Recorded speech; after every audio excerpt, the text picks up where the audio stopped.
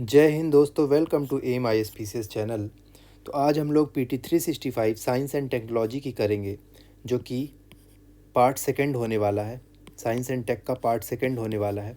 इसके पहले हमने पार्ट वन में बायोटेक्नोलॉजी से रिलेटेड टॉपिक्स ऑलरेडी कवर कर लिए थे, और अभी हम आई टी एंड कंप्यूटर से रिलेटेड टॉपिक्स को कवर करेंगे। तो चलिए बिना देरी के हम स्टार्ट करते हैं। तो ये हमने कवर कर लिया था। तो फ्रेंड्स, आगे बढ़ने से पहले आप लोग M I S P C S channel को सब्सक्राइब कीजिए, लाइक कीजिए और अपने दोस्तों के साथ शेयर कीजिए। तो चलिए हम शुरू करते हैं। आईटी एंड कंप्यूटर है पहला टॉपिक, जिसमें नेशनल क्वांटम मिशन के बारे में बताया है। इसमें पहली ऐसी मीटिंग होती है मिशन गवर्निंग बोर्ड की, जो कि नेशनल क्वांटम मिशन के लिए बात करते हैं और इसको कैसे स्ट्रेटजी बनाते हैं कि कैसे इसको इम्प्लीमेंट करना है। और साथ ही साथ इसमें एक मिशन कोऑर्डिनेशन सेल की भी फॉर्मेशन की बात होती है। तो हम समझते हैं मिशन कोऑर्डिनेशन सेल के बारे में। तो ये एक कोऑर्डिनेटिंग एजेंसी होगी नेशनल क्वांटम मिशन के लिए, जो कि डिपार्टमेंट एंड साइंस टेक्नोलॉजी के लिए टेक्नोलॉजी के अंदर काम करेगी।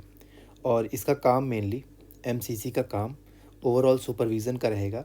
जब भी हम नेशनल क्वांटम मिशन को इम्प्लीमेंट करेंगे तो ओवरऑल सुपरविज़न का काम एमसीसी का रहेगा, और जो भी गाइडेंस प्रोवाइड करानी होगी मिशन टेक्नोलॉजी रिसर्च काउंसिल को, तो इसका काम ये गाइडेंस वगैरह का भी रहेगा। तो इसके अंदर टोटल कॉस्ट वगैरह सब मिला के लगभग 6,000 करोड़ रुपए खर्चा किया गया है। तो आगे बढ़ने से पहले फ्रेंड्स, हम समझते हैं व्हाट इज़ क्यूबिट। तो जिस प्रकार बाइनरी बिट होता है किसी भी कंप्यूटर सिस्टम के लिए, बाइनरी सिस्टम होता है, बाइनरी बिट 0 और 1 से हम इसको डिनोट करते हैं, और जो कि एक बेसिक यूनिट होता है information in the classical traditional computer. इसी तरह क्यूबिट होता है इन द क्वांटम कंप्यूटिंग के फील्ड में। तो जब भी हम क्वांटम कंप्यूटिंग की फील्ड में बात करते हैं तो क्यूबिट, जिसको हम क्वांटम बिट भी बोलते हैं, ये कॉम्बिनेशन होता है 0 और 1 का, जो कि एक बेसिक यूनिट होता है for the information in the quantum computing. इसके अंदर दो पार्ट होते हैं, एक फिजिकल क्यूबिट और लॉजिकल क्यूबिट। तो फिजिकल क्यूबिट कोई भी फिजिकल डिवाइस जो कि two state of quantum system में वर्क करता है as a component of computer system. जैसे जैसे हाइड्रोजन एटम की अगर बात करें, existing in the multiple energy level पे एग्जिस्ट करता है, तो वैसे ही quantum bit, physical quantum bit. और अगर लॉजिकल क्यूबिट की बात करें तो लॉजिकल क्यूबिट इसको फिजिकल वाले को सपोर्ट करने के लिए होता है, जो कि working together to perform the computation. Next हम देखते हैं इसका एम क्या है। तो एम नेशनल क्वांटम मिशन का एम में सबसे पहले कंप्यूटेशन के लिए रिसर्च एंड डेवलपमेंट करना और अपने कंप्यूटर सिस्टम को और ज़्यादा मजबूत बनाना। साथ ही साथ इसमें इम्प्लीमेंटेशन एजेंसी की बात करें तो डीएसटी होगी, जो कि department of science and technology under ministry of science and technology. तो इसका मिशन ड्यूरेशन 2024 से लेकर 2031 तक होगा। और इसका टारगेट में देखें तो क्वांटम कंप्यूटर्स को डेवलप करना लगभग 50 से 1,000 फिजिकल क्यूबिट तक के रेंज का, और एक सैटेलाइट बेस बनाना to secure the quantum communication between the ground station over 2000 kilometre within India and with other countries. तो ये हमारा मेन टारगेट है। और इसके साथ साथ हम QKD, जो कि क्वांटम की डिस्ट्रीब्यूशन है, इसको भी इस्टेब्लिश करने का, दो पार्टी के बीच में इस्टेब्लिश करने के लिए, इंफॉर्मेशन शेयर करने के लिए होता है मेनली QKD। इसके बारे में मैंने जोड़ा भी है थोड़ा। QKD इज़ टू सिक्योर, एक तरह से इंक्रिप्शन होता है, जैसे व्हाट्सएप में हम इन टू इन इंस्क्रिप्शन देखते हैं, इसी प्रकार QKD भी वर्क करता है। तो आगे बढ़ने से पहले हम फ्रेंड समझते हैं इसके जो की प्रिंसिपल्स हैं। जैसे एक होता है सुपरपोजिशन और एक होता है इंटेंजलमेंट। तो सुपर इम्पोजिशन में हम देखते हैं, सुपर पोजिशन में कोई भी क्वांटम पार्टिकल मल्टीपल स्टेट्स में जब एग्जिस्ट करे, कोई भी क्वांटम जी जैसे 0 और 1, तो क्वांटम पार्टिकल मल्टीपल स्टेट्स में एक समय पर एग्जिस्ट करता है, तो उसे हम सुपर पोजिशन बोलते हैं। और इसी का नेक्स्ट लेवल है इंटेंजलमेंट। तो इंटेंजलमेंट में जब ये एक तरह से सिचुएशन है जिसमें सुपर पोजिशन को के अंदर जब 0 और 1 जो होते हैं वो एक साथ लिंक हो जाते हैं और एक दूसरे से इंटेंगल हो जाते हैं, जिससे उनको अलग से नहीं दर्शाया जा सकता, उनको अलग से डिस्क्राइब इंडिपेंडेंटली नहीं किया जा सकता। तो इसमें यही लिखा है, situation in which the two or more quantum particles are linked such a way that it is impossible for them to describe independently. इसमें मैंने कुछ ऐड भी किया आपके लिए। तो सुपरपोजिशन का मतलब qubit can be represented in 0 and 1 at the same time पे मल्टीपल स्टेट में इसको रिप्रेजेंट करना। और इंटेंजलमेंट का मतलब जो कि सुपरपोजिशन स्टेट ही होती है, कैन बी ऐसे इंटेंजल्ड हो जाते हैं, कोरिलेटेड हो जाते हैं एक दूसरे से, जिससे कि वो एक दूसरे के ऊपर डिपेंड हो जाते हैं और उन्हें अलग नहीं किया जा सकता। It means that the particle remain connected so that the action perform in one affect, मतलब एक का एक्शन दूसरे पे भी इफ़ेक्ट होता है, भले ही जितना भी डिस्टेंस हो उनके बीच में। तो उन दोनों को एक दूसरे से जोड़ दिया जाता है बेसिकली इन इंटेंजलमेंट। ओके, तो नेक्स्ट हम समझते हैं इसके 4 थीमेटिक्स हब्स होंगे, टी हब्स जिसको हम बोलते हैं। तो पहला है क्वांटम कंप्यूटिंग और quantum material and device, quantum communication and quantum sensing and metrology. तो ये 4 तरह के इसके थीमेटिक हब्स होंगे under quantum computer mission research and development institutes के। और साथ तो नेक्स्ट हम देखते हैं क्वांटम टेक्नोलॉजी। तो क्वांटम टेक्नोलॉजी ये एक तरह की क्वांटम फिज़िक्स है जो कि डिस्क्राइब करती है किसी भी एटॉमिक और सब एटॉमिक लेवल के मैटर्स और एनर्जी लेवल को। तो इसे ये पूरी तरह से क्लासिकल फिज़िक्स से अलग होती है, डिफरेंट होती है। और ये एक समय पर एक टाइम पे एग्जिस्ट कर सकता है क्लासिकल फिज़िक्स, बट ये this quantum technology is different from the classical physics. और जो ये क्लासिकल फिज़िक्स है 0 और 1 में फिज़िकल स्टेट में डिफाइंड होता है, और जो कि क्वांटम टेक्नोलॉजी के उसमें अलग है। और क्वांटम कंप्यूटर्स की बात करें तो ये सुपरपोजिशन और इंटेंजलमेंट के प्रिंसिपल पे काम करते हैं, जो कि हमने पहले देख लिया। नेक्स्ट हम समझते हैं दोस्तों क्वांटम कंप्यूटिंग और क्लासिकल कंप्यूटिंग में क्या अंतर। तो क्वांटम कंप्यूटिंग ये हाई एरर रेट्स होते हैं इसमें, क्योंकि ये बहुत ज़्यादा हाईली ससेप्टिबल होते हैं टू द नॉइस और एक्सटर्नल किसी प्रकार के जो डिस्टर्बेंस लाइक इलेक्ट्रोमैग्नेटिक सिग्नल्स हो गए, टेम्परेचर चेंजेस हो गए, अर्थ मैग्नेटिक फील्ड हो गई, तो इन सब से हाईली एरर रेट्स बन सकते हैं इसमें। और क्लासिकल कंप्यूटर में लो एरर रेट्स होते हैं क्योंकि ये नॉर्मली फंक्शन करते हैं इन नॉर्मल रूम टेम्परेचर। और ये जो क्वांटम कंप्यूटर की अगर हम बात करें तो ये क्यूबिट्स में कैलकुलेट करते हैं, दैट इज़ रिप्रेजेंटिंग 0 एंड 1। और ये ट्रांजिस्टर्स के फॉर्म में कैलकुलेट करते हैं, जो कि आइदर या फिर 0 या होगा या फिर 1 के उसमें होगा। और इसकी जो क्वांटम कंप्यूटर है इसमें पावर एक्सपोनेंशियली बहुत ज़्यादा पावर इंक्रीज़ होती है in proportion to the number of, जितने ज़्यादा क्यूबिट्स का यूज़ करेंगे उसके हिसाब से इसकी पावर भी बढ़ती जाएगी। और इसमें अगर हम बात करें क्लासिकल कंप्यूटर में तो पावर इंक्रीज़ होती है एक प्रपोर्शन में 1:1 के रिलेशनशिप में। देन इसमें कुछ टेक्निकल वर्ड्स हैं जैसे कि डाटा एनालिसिस और सिमुलेशन का यूज़ होता है, ऑप्टिमाइजेशन प्रॉब्लम्स वगैरह इसमें देखने को मिल सकती है, और डाटा एनालिसिस और सिमुलेशन की प्रॉब्लम हो सकती है। और ये day to day everyday life के लिए क्लासिकल कंप्यूटर यूज़ में आता है। तो इसके की एप्लीकेशंस होंगे जैसे एटॉमिक क्लॉक्स में इसको यूज़ किया जाता है क्योंकि ये प्रिसीजन टाइम देने में सक्षम है, साथ ही साथ कम्युनिकेशन और नेविगेशन में इसको यूज़ किया जा सकता है। देन मैग्नेटोमीटर्स जो कि मेज़र करता है strength and the direction of magnetic field. Then design and synthetic quantum में सुपर कंप्यूटर्स में तो इसका सबसे बड़ा रोल है क्वांटम कंप्यूटर का।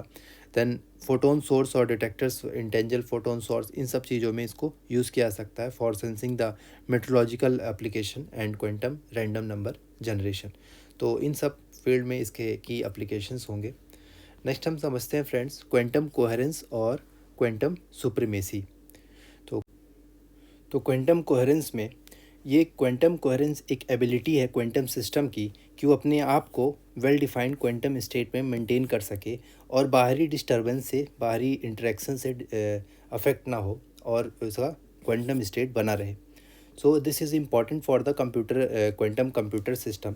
और जो हमने क्लासिकल फिज़िक्स देखा उसमें लो कोहेरेंस होता है ओवर द टाइम, और साथ ही साथ ये फ्रिक्शन, हीट और इन सब एक्सटर्नल फोर्सेस के कारण इसमें एरर वगैरह आ सकते हैं, तो इस कारण से सिस्टम फेल हो सकता है। तो दैट्स वाई क्वांटम कोहेरेंस का यूज़ किया जाएगा जिसमें हम इसका well defined quantum state maintain रह सकेगा। साथ ही साथ इसमें क्वांटम टेक्नोलॉजी के लिए ये बहुत ज़्यादा एसेंशियल हो जाता है, क्वांटम कंप्यूटर्स के लिए एसेंशियल हो जाता है, और ये इनेबल करता है for the manipulation of entangled state and superposition और इंटेंजल्ड स्टेट्स में मैनिपुलेशन और क्रिएशन के लिए ये पॉसिबिलिटी बना देता है। नेक्स्ट हम समझते हैं क्वांटम सुप्रीमेसी। तो ये एक क्वांटम कंप्यूटर्स डिमॉन्स्ट्रेशन है over the previously normal computers, classical computers, जो कि वो पहले जिस काम को नहीं कर पा रहे थे तो उन काम को अब नॉर्मल क्वांटम कंप्यूटर अब कर पाएगा। That is possible in for the quantum computer. तो ये इसी डिमॉन्स्ट्रेशन को क्वांटम सुप्रीमेसी शो करता है। इसे जॉन प्रेस्किल ने 2012 में इस वर्ड को कॉइन किया था, तो इसे हम याद रख सकते हैं। नेक्स्ट हम समझते हैं फ्रेंड्स आर्टिफिशियल इंटेलिजेंस, जो कि रेगुलेशन एंड एप्लीकेशन से रिलेटेड है। तो वर्ल्ड का पहला एआई सेफ्टी सबमिट हुआ लंदन में, जिसको हम ब्लेटचले डिक्लेरेशन के नाम से जानते हैं, टू रेगुलेट द एआई। तो इसके बारे में हम समझते हैं ब्लेटचले डिक्लेरेशन के बारे में। तो ये वर्ल्ड का पहला एग्रीमेंट है ऑन आर्टिफिशियल इंटेलिजेंस सेफ्टी, और इसको 28 कंट्रीज़ ने साइन किया, जिसमें इंडिया भी एक मेंबर है। तो ये हमें ध्यान रखना है। तो अलग अलग रेगुलेशंस हैं रिलेटेड टू आर्टिफिशियल इंटेलिजेंस। तो हम यूरोपियन यूनियन के एआई एक्ट है, जो कि वर्ल्ड का पहला कॉम्प्रहेंसिव आर्टिफिशियल इंटेलिजेंस का लॉ है, जो कि इन सब आर्टिफिशियल इंटेलिजेंस का यूज़ और रेगुलेशंस के रिलेटेड काम देखता है। देन हम देखते हैं नेक्स्ट न्यू दिल्ली डिक्लेरेशन, जो कि एक ग्लोबल पार्टनरशिप है आर्टिफिशियल इंटेलिजेंस से रिलेटेड, और ये एम करता है कि जो भी एआई के उसमें सुपर कंप्यूटर और ये आर्टिफिशियल इंटेलिजेंस में जो भी गैप है उनको ब्रिज किया जा सके, और cutting edge research and development को प्रायोरिटाइज़ किया जा सके। साथ ही साथ India national artificial intelligence portal भी इसमें बनाया गया, जिसको हम इंडिया एआई के नाम से जानते हैं, और इसमें एआई रिलेटेड डेवलपमेंट वगैरह की बात की जाती है। एक नेक्स्ट है हिरोशिमा एआई प्रोसेस, जो कि G7 वर्किंग ग्रुप्स के उसमें बना था, और साथ ही साथ इसमें OECD और GPAI, जो हमने देखा ग्लोबल पार्टनरशिप आर्टिफिशियल इंटेलिजेंस, ये लोग भी इसके रिलेटेड मेंबर्स थे। तो G7, OECD और GPAI मिलके हिरोशिमा एआई प्रोसेस को इस्टेब्लिश करते हैं। तो एआई के बारे में हम समझते हैं कि एआई एक नॉर्मल मशीन होती है कि वो human like perform, human intelligence like काम कर सके, वो उसकी एबिलिटी है उस मशीन की। तो that's why it is artificial intelligence, और वो ऐसा डिसीजन मेकिंग लाइक ह्यूमंस और उससे प्रॉब्लम्स को सॉल्व कर सके, इसको हम आर्टिफिशियल इंटेलिजेंस बोलते हैं। तो इसमें जनरेटिव एआई का प्रोसेस को यूज़ किया जाता है। जनरेटिव एआई हम समझते हैं क्या है। तो ये एक डीप लर्निंग मॉडल्स हैं, जो कि डीप लर्निंग मॉडल को यूज़ करके like open AI, chat GPT, then Google का है बार्ड जो कि सोरा, और DALL E, then Krutrim India का एआई मॉडल है। तो ये एक high quality content like text to speech और स्पीच, ये सब चीज़ें कंटेंट मेकिंग का काम कर सकते हैं। तो इनको हम जनरेटिव एआई बोलते हैं।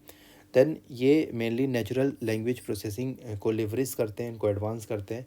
देन हम समझते हैं GPT generative pre train transformers होते हैं, जो कि जनरेटिव एआई के अंदर ही जीपीटी का फंक्शन को किया जाता है, और ये एक एलएलएम की फैमिली से बिलोंग करते हैं, जो कि लार्ज लैंग्वेज मॉडल्स हैं। लार्ज लैंग्वेज मॉडल के बारे में समझे तो एक मशीन लर्निंग प्रोसेस है, मशीन लर्निंग मॉडल है, जो कि न्यूरल नेटवर्क पे बेस्ड होती है, न्यूरल नेटवर्क पे काम करती है, और ये रिकॉग्नाइज करती है, साथ ही साथ जो भी सर्च करके लार्ज डाटाबेस से सर्च करके इसमें से कंक्लूड करके अपने सामने डाटा को प्रस्तुत करती है।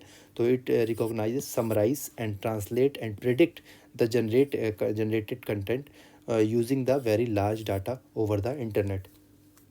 तो ये हमें ध्यान रखना, मशीन लर्निंग मॉडल जो एलएलएम का मशीन लर्निंग मॉडल है, ये इसको मेनली प्रिडिक्शन का काम इसका रहता है। देन हम समझते हैं इसी के अंदर जीपीटी के अंदर ही एक ट्रांसफार्मर होता है, जो कि हमने इसमें समझा ये एक जनरेटिव प्री ट्रेन ट्रांसफार्मर्स। तो ये ट्रांसफार्मर दो तरह के टू पार्ट न्यूरल नेटवर्क है, जो कि इनकोडर और डिकोडर का काम करते हैं। नेक्स्ट हम समझते हैं ग्राफिक प्रोसेसिंग यूनिट। तो ग्राफिक प्रोसेसिंग जीपीयू, जैसे जो कि हमारे सीपीयू में भी होता है, तो जीपीयू का एक मेन रोल ये प्ले करता है over the generative AI. Next हम समझते हैं मल्टी मॉडल एआई।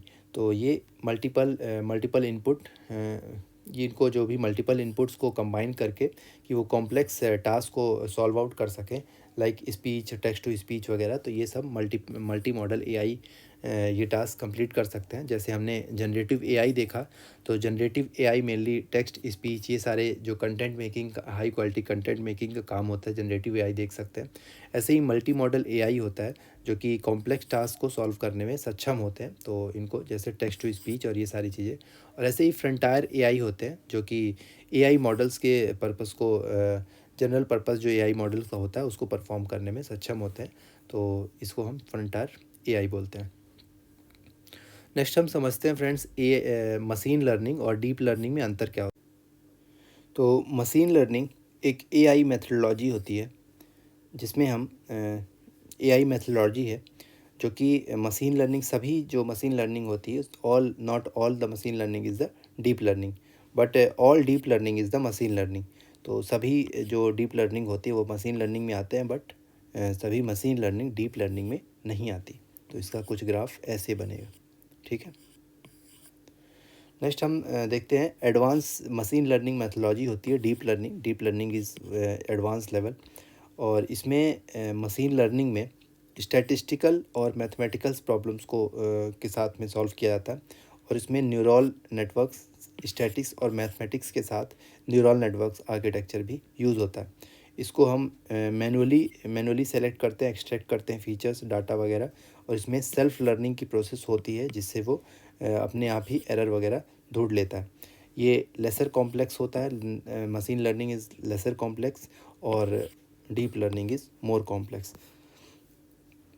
नेक्स्ट हम समझते हैं कुछ इसके आर्टिफिशियल इंटेलिजेंस के की एप्लीकेशंस। तो हेल्थ सेक्टर में इसका यूज़ हो सकता है, हेल्थ सेक्टर में, एग्रीकल्चर में, देन मल्टी मॉडल एआई में, और other sectors like industrial units और इनोवेशन एंड एंटरप्रेन्योर्स, इन सब चीज़ों में इसका यूज़ हो सकता है। हेल्थ सेक्टर में अगर बात करें तो पेशेंट केयर क्लिनिक वगैरह बनाना, उसको रिसर्च करना, साथ ही साथ सप्लाई चेन रेजिलियंस को और ज़्यादा बढ़ाना, वर्कफोर्स और डिसीज़ डायग्नोसिस वगैरह में आर्टिफिशियल इंटेलिजेंस का अभी भी यूज़ होता है। दैन मल्टी मॉडल एआई में बिजनेस एनालिटिक्स और डाटा प्रोसेसिंग वगैरह के लिए यूज़ किया जा सकता है। एग्रीकल्चर सेक्टर में बात करें तो क्रॉप प्लानिंग को, इंटेलिजेंट क्रॉप प्लानिंग करना, दैन प्रिसीजन एग्रीकल्चर प्रॉपर कर सकते हैं इसके साथ। स्मार्ट फार्मिंग होता है, एक कॉन्सेप्ट है स्मार्ट फार्मिंग, जो कि वर्ल्ड इकोनॉमिक फोरम ने इसको लाया, जिसको हम बोलते हैं AI for agriculture innovation, AI for AI initiative. तो this is by the World Economic Forum. Then farm gate to fork, इसमें काम करना, मार्केट बेस बनाना, जैसे ई नैम है एक, तो ई नैम का ऐसा कुछ मार्केट बेस टाइप का बना दें जो कि आर्टिफिशियल इंटेलिजेंस बेस पे काम करना शुरू कर दे। देन डाटा ड्राइवन एग्रीकल्चर को प्रोसीड करना। ऐसे ही अदर सेक्टर्स में, इंडस्ट्रियल सेक्टर्स में एआई का यूज़ हो सकता है। Innovation and research and entrepreneurship वगैरह को बढ़ावा दिया जा सकता है। जैसे एक है यूआई प्लेटफॉर्म, यूआई इनिशिएटिव, जो कि उन्नति and Vikas for with AI का फुल फॉर्म है इसका, यूथ फॉर उन्नति एंड विकास, यूथ के लिए है। ऐसे ही डिफेंस सेक्टर में अग्नि डी करके है कि जो कि सर्विलेंस करता है ओवर द, जो कि सर्विलांस वगैरह के काम में यूज़ किया जा सकता है। ऐसे ही एआई का हम सेल्फ ड्राइविंग कार्स वगैरह में यूज़ कर सकते हैं। फॉर एग्ज़ाम्पल अभी एलॉन मस्क की जो सेल्फ ड्राइविंग कार रिलीज़ हुई है उसमें भी एआई का ही यूज़ किया गया है। तो ऐसे ही हमने ये एप्लीकेशंस देख लिया। नेक्स्ट हम समझते हैं न्यूरल नेटवर्क क्या है। तो न्यूरल नेटवर्क एक pro level machine learning program होता है, लर्निंग प्रोग्राम होता है जो कि डिसीजन मेकिंग में इसको मदद करता है, in the manner similar to the human brain. Human brain की तरह ये न्यूरल नेटवर्क डिसीजन मेकिंग में काम में लिया जाता है, by using the process that mimic the way of biological neural work. ठीक है, तो ये हमें ध्यान रखना है। Then neural network consist of the layer of nodes, इसमें लेयर ऑफ नोड्स होते हैं जैसे आर्टिफिशियल न्यूरॉन्स, जो कि इनपुट लेयर, हिडन लेयर और आउटपुट लेयर होता है। तो इसी के अंदर इसको हम आर्टिफिशियल न्यूरल नेटवर्क भी बोलते हैं, आर्टिफिशियल न्यूरल नेटवर्क, और सिमुलेटेड न्यूरल नेटवर्क, एसएनएन भी बोलते हैं और एएनएन भी बोलते हैं। तो कुछ टाइप्स हैं न्यूरल नेटवर्क के, जैसे feedback neural network, multi layer perceptron, then convolutional neural network, then recurrent neural network, RNN. तो ये सारे कुछ न्यूरल नेटवर्क के टाइप्स हैं, तो ये हमें नाम से ही पता लग रहा है। तो हमें बस इतना ध्यान रखना है, मशीन लर्निंग एक प्रोग्राम है जो कि ह्यूमन लाइक डिसीजन मेकिंग में काम आ सकता है। तो जो कि न्यूरल नेटवर्क कहलाता है, ठीक है। तो it make decision like a human brain. Next हम समझते हैं डीप फेक। तो डीप फेक पिछले साल काफ़ी ज़्यादा न्यूज़ में था, क्योंकि कुछ डीप फेक वीडियोज़ वगैरह सामने आए थे। तो डीप फेक एक फेक वीडियो इमेज या फिर जो कि एडिट करके फेक वीडियो या फिर इमेज बनाना, किसी दूसरे पर्सन का फेस यूज़ करके, दूसरे पर्सन की आइडेंटिटी को यूज़ करके। फॉर एग्ज़ाम्पल यहाँ पे हम देख सकते हैं कि एक दो व्यक्ति हैं और इनको हमने थर्ड पर्सन, इनका फेस यूज़ करके इनको थर्ड पर्सन बना दिया, और इनका बाकी बॉडी स्ट्रक्चर यूज़ किया और इनका सिर्फ फेस यूज़ किया। तो ये डीप फेक टेक्नोलॉजी है। और ऐसे ही हम बात करें तो देखिए इनका हेयर स्टाइल वगैरह और इनका क्लोथिंग, तो ये सब इनका जस्ट फेस यूज़ किया। ये अभी हंस नहीं रहे हैं, तो इनको हमने डीप फेक के माध्यम से फेशियल मैनिपुलेशन कर दिया इसमें, और इसमें हमने फेस स्वैपिंग कर दी। तो ये सब पॉसिबल है in the field of deep fake. तो इसमें समझते हैं, तो वीडियो इमेज जो कि एडिट करके बनाया जाता है एल्गोरिथम के माध्यम से, और किसी पर्सन के ओरिजिनल पर्सन के चेहरे पे दूसरा वीडियो या फिर इमेज समवन एल्स का लगा दिया जाता है। तो इसमें face, body, sound, speech, environment और एनी अदर पर्सनल इन्फॉर्मेशन वगैरह का यूज़ किया जा सकता है आर्टिफिशियल इंटेलिजेंस का यूज़ करके। तो नेक्स्ट हम देखते हैं डीप लर्निंग। एक डीप लर्निंग होता क्या है, एक तरह की मशीन लर्निंग सबसेट है जो कि आर्टिफिशियल न्यूरल नेटवर्क का यूज़ करती है और डीप लर्निंग को प्रोग्राम करती है।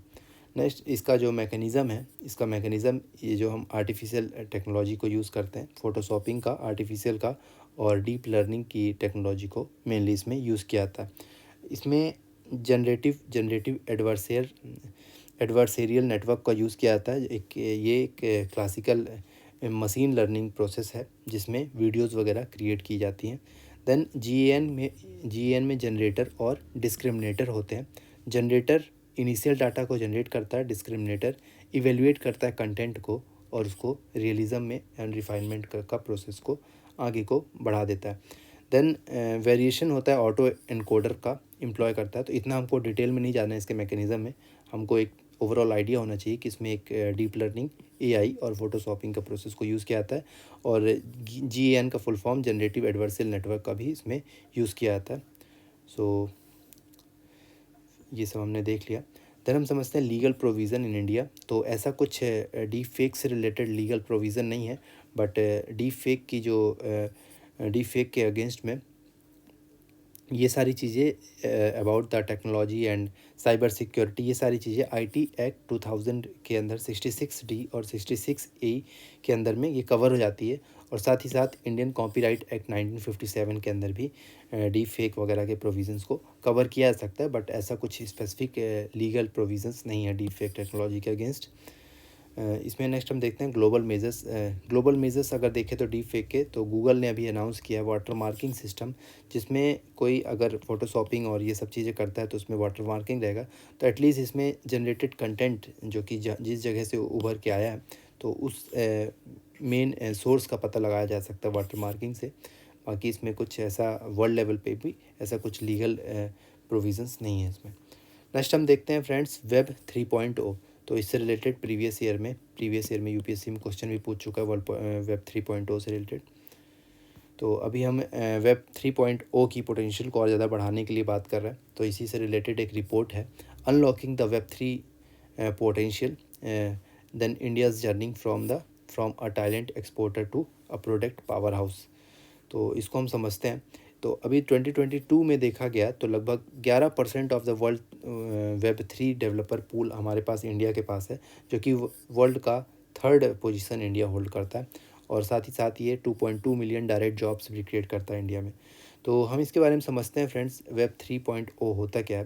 तो ये एक तरह का फाइनेंशियल, इसमें जो यूज़र्स होते हैं वेब में, इस जो वेब 3 है इसमें जो यूज़र्स होंगे इनके पास एक फाइनेंशियल स्टेक होगा इसका, और इसका प्रॉपर कंट्रोल किया जा सकता है, वेब कम्युनिटीज़ होंगी प्रॉपर। तो ये अगर ओवरऑल एक शब्द में बोले तो ये एक तरह की ब्लॉकचेन टेक्नोलॉजी का यूज़ करता है, और जिसमें पीयर टू पीयर ट्रांजैक्शंस किया जाता है और इंटरेक्शन होता है बिना कोई इंटरमीडियरीज़ के। तो अगर बात करें वेब 3.0 की, तो इसमें इंटरमीडियरी नहीं होता। जैसे अमेज़न वगैरह में अगर हम देखें तो अमेज़न किसका है, किसी का, तो कोई डेवलपर है इसका, फ्लिपकार्ट तो कोई डेवलपर है। तो इसमें वेब 3 में कोई ऐसा इंटरमीडियरी नहीं होगा। ये डायरेक्टली जो यूज़र्स होंगे वो इसको इसे यूज़ करेंगे और ये डिसेंट्रलाइज्ड होगा, राइट। तो यही हम इसमें पूरे उसमें देखने वाले हैं।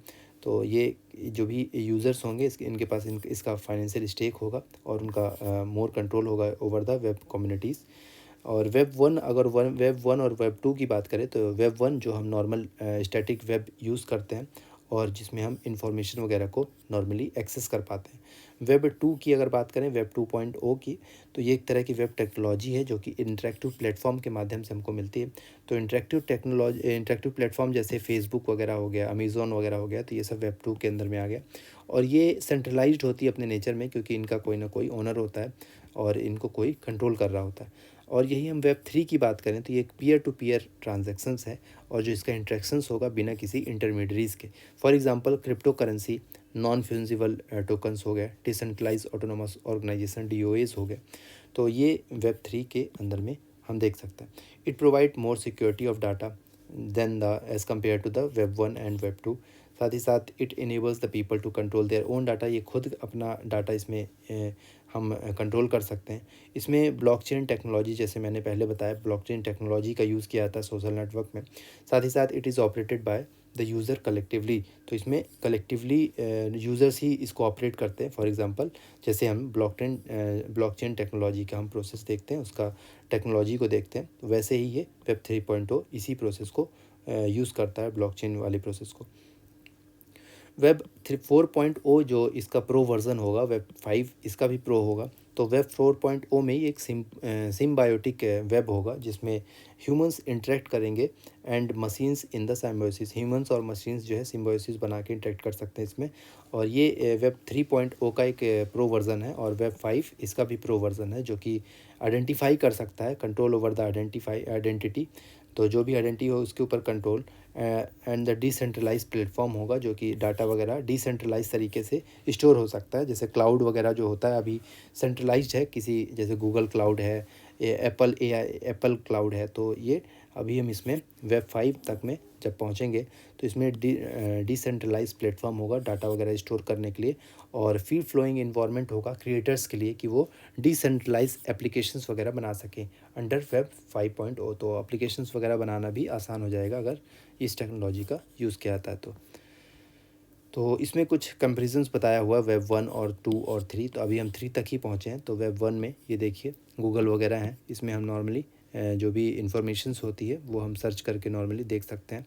देन वेब 2 में देखें तो जो फेसबुक है, स्नैपचैट है, ये सब चीज़ें, और ट्विटर वगैरह, ये सब चीज़ें हम देख सकते हैं, जो भी सोशल मीडिया हैंडल्स हैं, यूट्यूब वगैरह।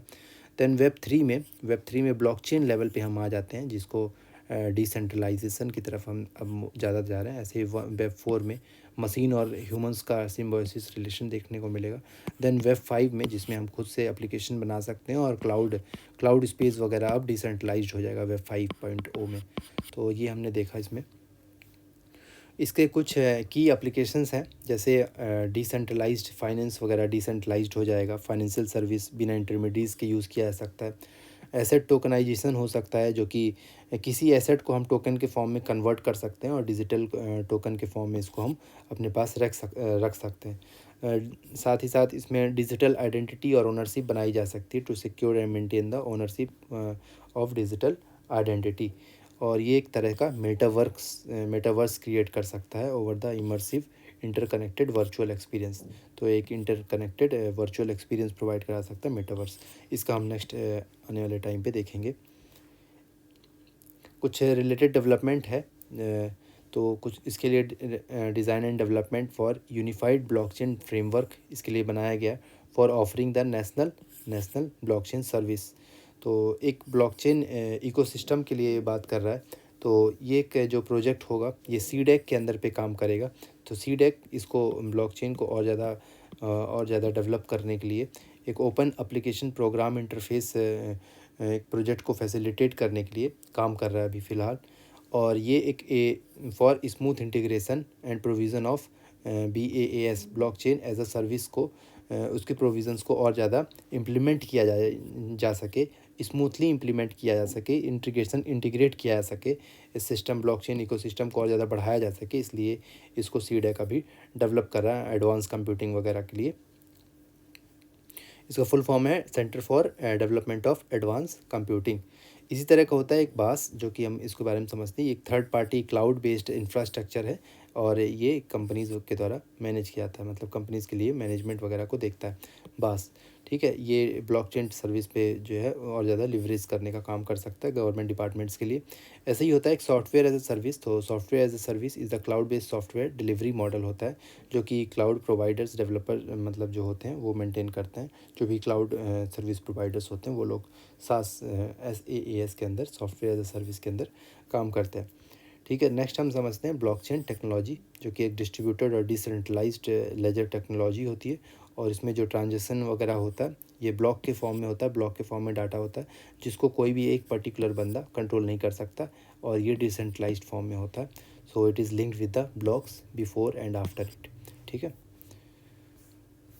ओके। तो SAS हम पढ़ रहे थे, तो ये एक cloud based software delivery model होता है, जो कि क्लाउड प्रोवाइडर्स जो भी सर्विस प्रोवाइडर्स होते हैं वो यूज़ करते हैं SAS सर्विस को, SAS टेक्नोलॉजी को, जिसके अंदर अगर हम बोले तो जैसे ईमेल सर्विस हो गई, ऑफिस टूल्स हो गए, MS 365, गूगल ड्राइव वगैरह जो हम यूज़ करते हैं, एप्पल का जो गूगल वाला चीज़ हो गया, एप्पल का जो क्लाउड स्टोरेज हो गया, आउटलुक हो गया, हॉटमेल हो गया, ये सब चीज़ें SAS software as a service के अंदर पे देखने को मिल सकती है।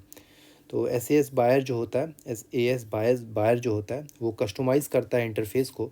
फॉर एग्जांपल अगर जो भी बायर है जैसे माइक्रोसॉफ्ट है, तो माइक्रोसॉफ्ट इसको कस्टमाइज़ कर सकता है, पूरे इसके इंटरफेस वगैरह को कस्टमाइज़ कर सकता है और इसके डाटा को चेंज कर सकता है, इसके मतलब जो भी इंटरफेस वगैरह है इसको फिर कस्टमाइज़ कर सकता है, राइट। और जो यूज़र होगा ये अपने जो MS ऑफिस का जो डाटा है उसको एक्सेस कर सकता है एक्चुअली मोबाइल डिवाइसेस के माध्यम से, इन सब चीज़ों के माध्यम से ईमेल सर्विस और ऑफिस ये सब चीज़ों को एक्सेस कर सकता है और उन्हें उनकी सर्विस को यूज़ कर सकता है। तो ये हमने समझ लिया बायर और यूज़र्स के बारे में। नेक्स्ट हम देखते हैं क्रिप्टो माइनिंग।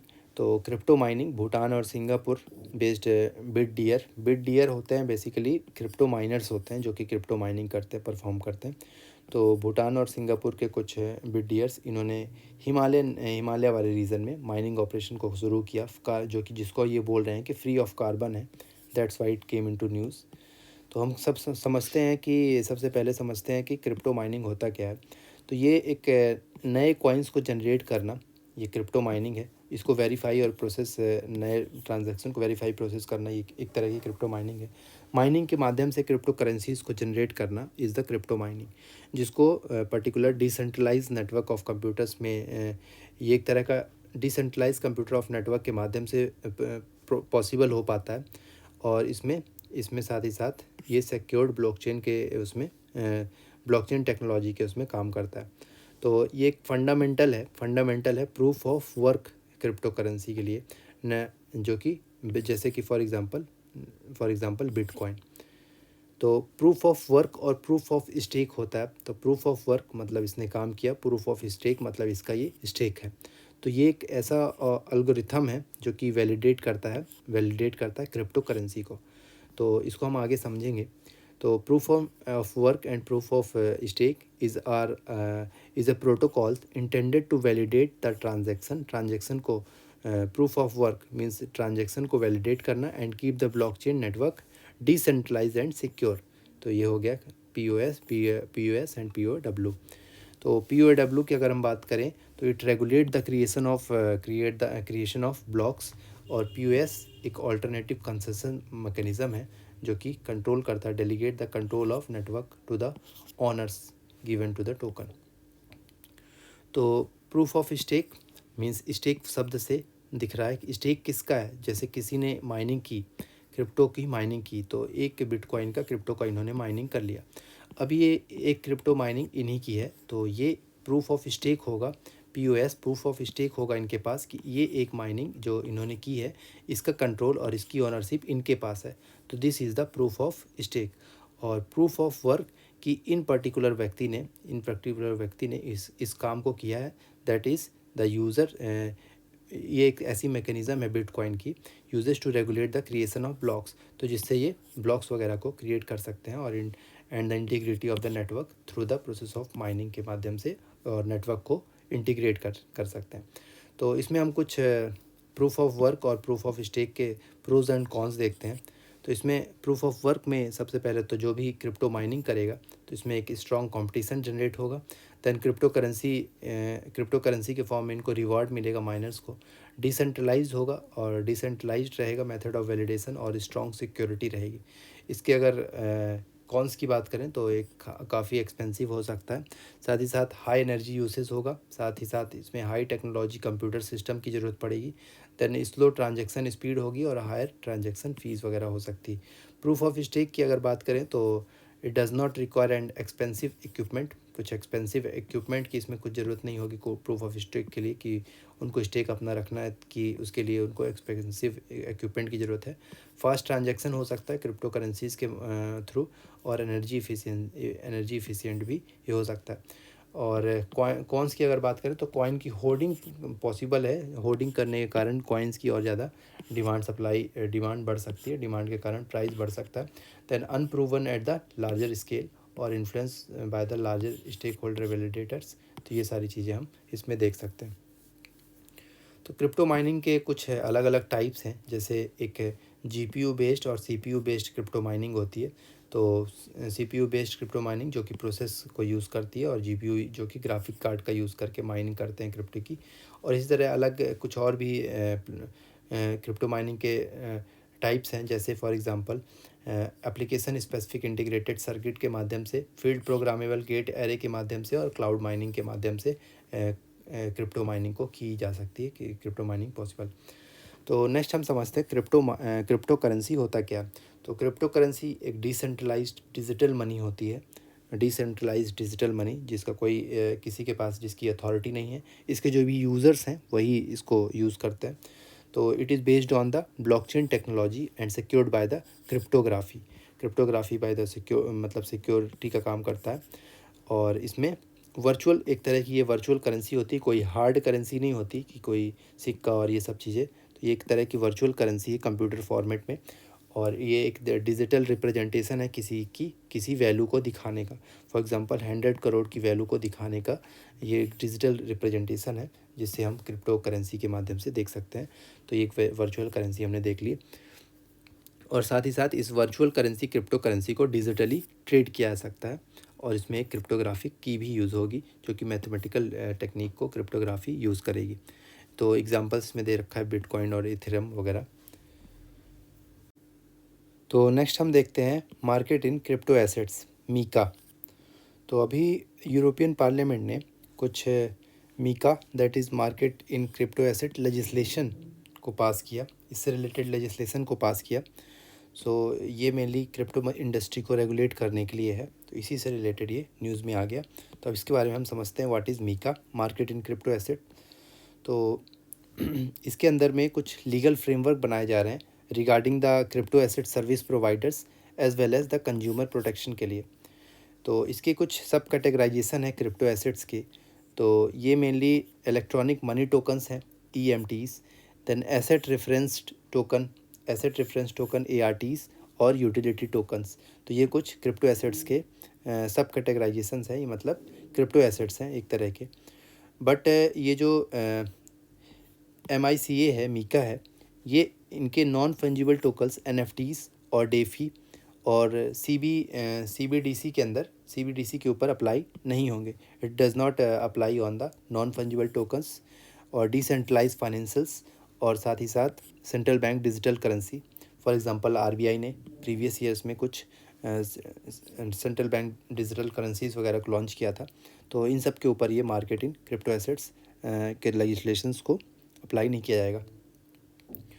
डेफी के बारे में हम समझते हैं। DeFi is a emerging model, it is a emerging model for organising enabling cryptocurrency based transaction. तो इसमें कुछ क्रिप्टो करेंसी बेस्ड ट्रांजैक्शन वगैरह को इनेबल करना और एक्सचेंज एंड फाइनेंशियल सर्विस को इनेबल करना, इसी के अंदर में ADF के अंदर में आता है, डिसेंट्रलाइज फाइनेंस के अंदर में आता है। तो हम समझते हैं क्रिप्टो एसेट। क्रिप्टो एसेट एक तरह का डिजिटल रिप्रेजेंटेशन है किसी भी वैल्यू और राइट का, किसी भी चीज़ का digital representation in the form of crypto asset is a crypto asset. तो विच में बी ट्रांसफर्ड, जिसको हम ट्रांसफ़र कर सकते हैं या फिर स्टोर कर सकते हैं electronically. It uses distributed laser technology को यूज़ करता है, सिमिलर टेक्नोलॉजी या फिर इसकी मतलब मेनली डिस्ट्रीब्यूटेड लेजर टेक्नोलॉजी का क्रिप्टो एसेट्स में यूज़ किया जाता है।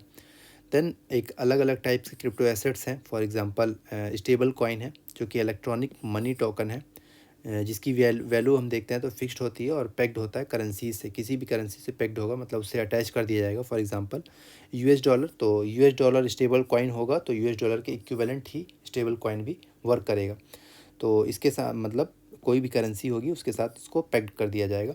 और इसी तरह होता है सिक्योरिटी टोकन। सिक्योरिटी टोकन में मेनली जो भी ओनर होते हैं वो possess a stake in the some real world asset और इंटरप्राइज, तो ये सिक्योरिटी टोकन्स हो गए। और एसेट टोकन होता है जो कि रियल वर्ल्ड एसेट होता है उसको रिप्रेजेंट करता है, फॉर एग्जांपल गोल्ड और रियल इस्टेट, तो ये इसको डिजिटल फॉर्म में, डिजिटल एसेट के फॉर्म में इसको रिप्रेजेंट करता है, दैट इज़ एसेट टोकन। और इसी तरह होता है यूटिलिटी टोकन जो हमने ऊपर भी देखा था, तो इसमें स्पेशल एक्सेस मिलता है यूज़र्स को टू द प्रोडक्ट सर्विस और ऑफर्स के लिए। और इसमें नेक्स्ट हम देखते हैं नॉन फंजिबल टोकन्स। तो नॉन फंजिबल टोकन्स ऐसे टोकन्स होते हैं जो कि ब्लॉकचेन बेस्ड टोकन्स होते हैं, जो कि यूनिक टोकन्स होते हैं, बेसिकली उनको अलग नहीं किया जा सकता। That is each represent the unique asset, तो एक तरह के यूनिक एसेट होते हैं। For example the piece of art, कोई ड्राइंग हो गई, कोई डिजिटल कंटेंट हो गया, कोई मीडिया हो गया, तो ये अपने आप में ही यूनिक हो गई, ठीक। और फॉर एग्जांपल किसी जगह की टिकट हो गई, फ़्लाइट टिकट हो गई, तो ये एक तरह का नॉन फंजिबल टोकन्स होगा। लेकिन अगर वही हम डिजिटल करेंसी हो जाए, मान लेते हैं कि बिटकॉइन हो गया, तो बिटकॉइन अपने आप में यूनिक नहीं है, क्योंकि बिटकॉइन की तरह मल्टीपल हम बिटकॉइंस यूज़ कर सकते हैं। तो एक note is not a unique, means एक नोट उसकी तरह 100 और नोटें हैं, उसकी तरह 1000 करोड़ और नोटें हैं, तो that is a fungible token. तो फंजिबल टोकन होता है जो कि यूनिकनेस नहीं रखता, उसकी तरह सिमिलरिटीज़, बहुत सारे चीज़ों में सिमिलरिटीज़ होती, बहुत सारे उसके सिमिलर वर्जन्स होते हैं, तो दैट इज़ फंजिबल टोकन। और नॉन फंजिबल टोकन वो होते हैं, टोकन्स होते हैं जो कि अपने आप में यूनिकनेस को रखते हैं। फॉर एग्जांपल कोई भी वीडियो हो गई पर्टिकुलर, और डिजिटल कंटेंट हो गया, मीडिया हो गया, ये सब नॉन फंजिबल टोकन्स है। और इट इज़ इरिवोकेबल और irreversible digital certificate of ownership और authenticity for the given asset. और इसे साथ ही साथ क्रिप्टोग्राफिकली वेरीफिकेबल भी होता है। और एवरी एनएफटी इज़ यूनिक, इसमें ये देखिए लिखा भी हुआ है। और क्रिप्टो करेंसी जो कि क्रिप्टो करेंसी भी ट्रेडेड, और इसको ट्रेड किया जा सकता है for one with another with no loss of money, no loss of value और मनी। तो हम समझते हैं फंजिबल टोकन के लिए भी, तो इसमें मैंने कुछ आपके लिए ऐड किया है। This is the representation of an asset of blockchain that is interchangeable. Interchangeable होता है ये, और ये नॉन इंटरचेंजेबल होता है, नॉन फंजिबल एसेट्स। और साथ ही साथ जैसे for example cryptocurrencies are the prime example of fungible token because each coin has the same value as the other coin of the same type and the given moment. Fungible tokens और the asset are divisible, ये divisible है और non unique है। For example 100 की note है तो ये divisible है, 1-1 रुपये में इसको कन्वर्ट कर सकते हैं, 5-5 रुपये में, 20-20 रुपये में कन्वर्ट कर सकते हैं, डिविजिबल है और यूनिक नहीं है। Non fungible tokens on the other hand are the unique and non divisible, इनको डिवाइड नहीं किया जा सकता। फॉर एग्जांपल फ़्लाइट टिकट, जो एक फ़्लाइट टिकट हो गई, और ऐसे ही कुछ एग्जांपल यहाँ पे दिया हुआ है, डिजिटल कंटेंट हो गया, आर्ट हो गया, मीडिया हो गया, कोई पिक्चर हो गई, कोई फ़ोटो हो गई, और कोई पेंटिंग हो गई पर्टिकुलर किसी की हाथों की बनाई हुई, तो उसको हम टोकन के फॉर्म में कन्वर्ट कर देते हैं, डिजिटल नॉन फंजिबल टोकन के फॉर्म में, दैट इज़ एनएफटी। तो इसमें कुछ अटैम्प्ट्स इंडियन गवर्नमेंट के कुछ अटैम्प्ट्स रहे रिगार्डिंग द डिजिटल करेंसी और क्रिप्टो करेंसी। तो 2019 में आरबीआई ने इसको ट्रेड करना, होल्ड करना, माइनिंग करना क्रिप्टो कॉइन्स की पूरी तरह से इलीगल कर दिया था। दैन 2020 में जब सुप्रीम कोर्ट ने कहा कि इसको ये जो इलीगलिटी है ये नलीफाई कर दिया, और इन्होंने बोला कि इसको रेगुलेट करने की कोशिश करो। दैन 2022 में 30% टैक्स इसमें लगाया गया, जो भी इनकम इसमें अर्नड होगी। और 2023 में जो भी ट्रांजैक्शंस होंगे वर्चुअल डिजिटल एसेट्स के, वो पीएमएलए के उसके अंदर आ सकते हैं, prevention of money laundering act, जिससे वो मनी लॉन्ड्रिंग वगैरह को प्रिवेंट कर सकें। देन 2023 में हमने G20 कंट्रीज़ के उसमें भी देखा कि इन्होंने न्यू दिल्ली लीडर्स डिक्लेरेशन को अडॉप्ट किया for the regulation of crypto asset. Next हम देखते हैं फ्रेंड्स 3D प्रिंटिंग टेक्नोलॉजी और एडिटिव मैन्युफैक्चरिंग के बारे में। तो इसमें extrusion based metal additive manufacturing process को अभी रिसर्चर्स ने फाइंड किया है, तो इसके बारे में हम समझते हैं कुछ। तो ये एक एग्ज़ाम्पल है बेंगलोर के पोस्ट ऑफिस का, जिसे 3D प्रिंटिंग के माध्यम से बनाया गया है। तो ये आप लोग इसमें देख सकते हैं, ये पूरी 3D प्रिंटेड पोस्ट ऑफिस है इतनी बड़ी, जो कि 3D प्रिंटिंग के माध्यम से बनाया गया है। बेंगलोर में है ये। तो ये इंडिया की पहली 3D प्रिंटिंग पोस्ट ऑफिस है, बिल्डिंग है। 3D प्रिंटिंग और एडिटिव मैन्युफैक्चरिंग के बारे में समझते हैं। तो ये एक तरह का डिजिटल मॉडल होता है जो कि कंप्यूटर एडेड डिज़ाइन होता है, मॉडल कंप्यूटर एडेड डिज़ाइन, जिसको हम टेंजिबल, जिसे हम छू सकते हैं, सॉलिड और 3 डायमेंशनल ऑब्जेक्ट में कन्वर्ट करते हैं, usually by laying many successive thin layers और मटेरियल। तो ये लेयर्स के फॉर्म में, इसमें भी आप लोग देख सकते हैं, ये लेयर्स के फॉर्म में बनाया गया है। तो ये पर्टिकुलर लेयर्स हैं इसमें, तो ये लेयर्स के उसमें बनाया गया है। ये देखिए लेयर्स हैं बहुत सारी। तो इनको जो है मेनली यूजुअली इसको मैनी सक्सेसिव थिन लेयर्स के उसमें मटेरियल के उसमें जो है बनाया जाता है, मटेरियल से। देन इसमें बोले तो कुछ जो भी मटेरियल नीडेड होगा, फॉर एग्जांपल ये इस केस में सीमेंट नीडेड था, तो मशीन में ऑब्वियसली सीमेंट डाले होंगे। और ऐसे ही plastic, resin, thermoplastic, metal, fibre, ceramic, ये सब चीज़ों को यूज़ करके सक्सेसिव लेयर में कन्वर्ट करके 3D प्रिंटिंग बना सकता है।